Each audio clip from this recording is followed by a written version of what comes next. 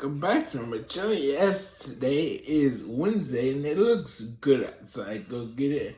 But let's start with greetings. Hello, my name is Dino. I'll be your host, your guy in the chair. And today is spooky animation.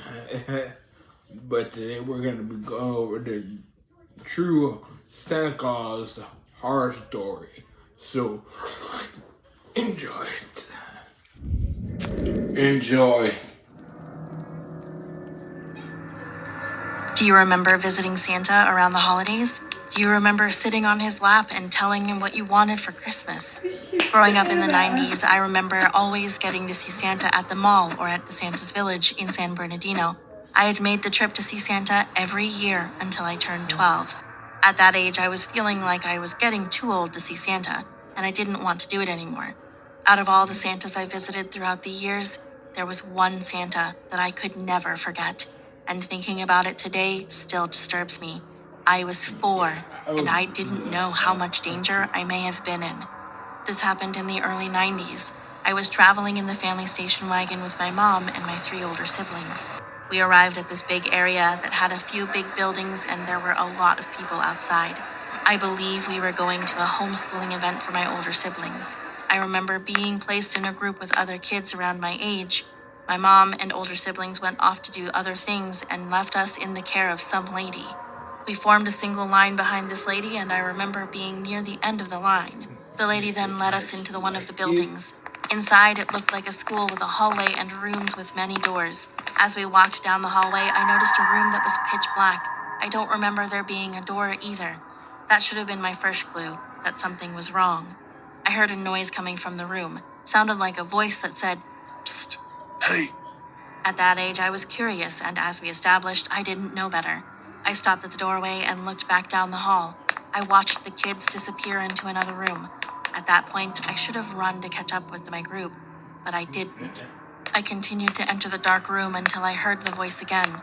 I can't remember what the voice said when I entered, but I started getting scared, thinking it was a monster. The voice then said, It's okay. Don't be scared. Don't be afraid of me. The lights then came on, and sitting right there in the middle of the room on a chair was Santa Claus. Santa! I squealed with delight. My sense of danger was completely gone. I went over to him and was happy to see him. I got on his lap and started talking to him. He asked me the usual questions, like with all the other Santas I met. What did I want for Christmas? Was I a good girl that year? What was my name? And how old was I? Of course, I told him. Then I just started talking to him about my life, my parents, my siblings, my house, that sort of thing. It was just me and Santa talking to each other. I'm not sure how long I was with Santa, but it was probably about 10 minutes or so. To me, it felt like hours. Eventually, I felt like I had been there long enough and I tried to leave. What happened next was more than unexpected, even to a 4-year-old talking to Santa. I gotta go, I said to Santa. I remember trying to get off his lap, but for some reason, he wouldn't let me go. I can't remember the exact words he said to me, but it was something like, No, I don't want you to go. You can't leave. I tried to get off his lap again, but I felt him holding on to me a little tighter, so I couldn't get off. He was restraining me.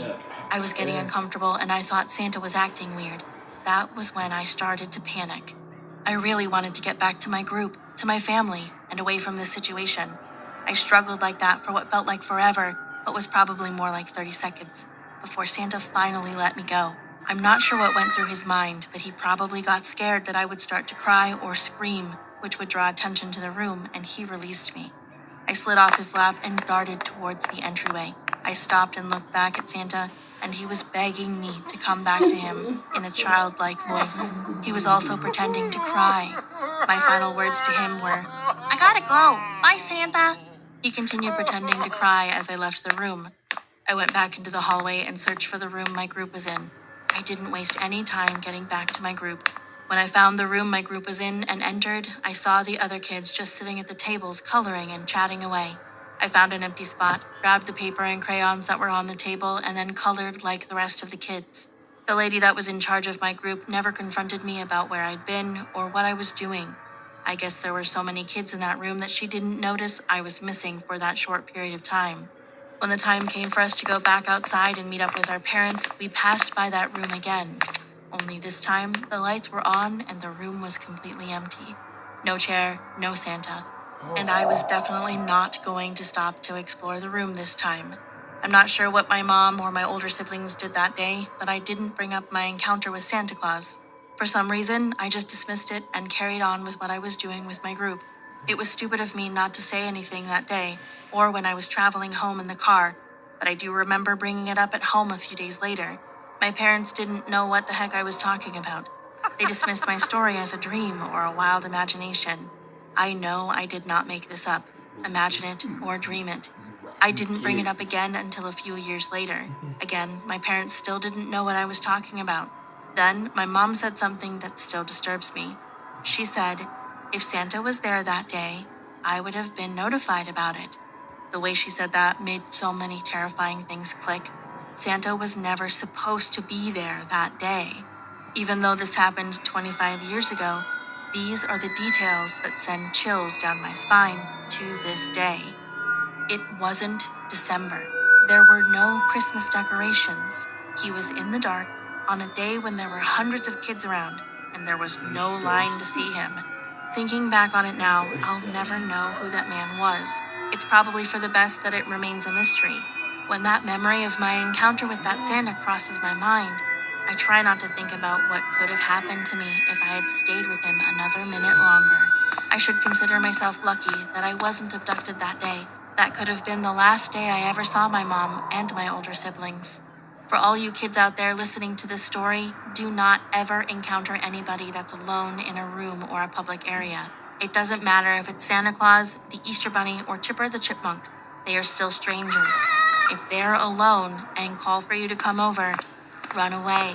Don't take the chance. It's not worth it. Hey guys, that's why you gotta be careful about stranger danger and all that. I don't go to, is Dirk Rowan, she went in, blonde, and just, I don't go looking, but either way, don't do it, kids. That is nuts. She's lucky she wasn't abducted, but still, we don't do that. We don't go investigating. But if you like it, don't forget to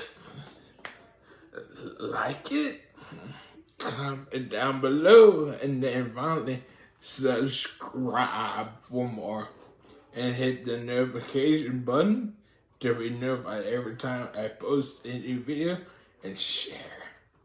Bye.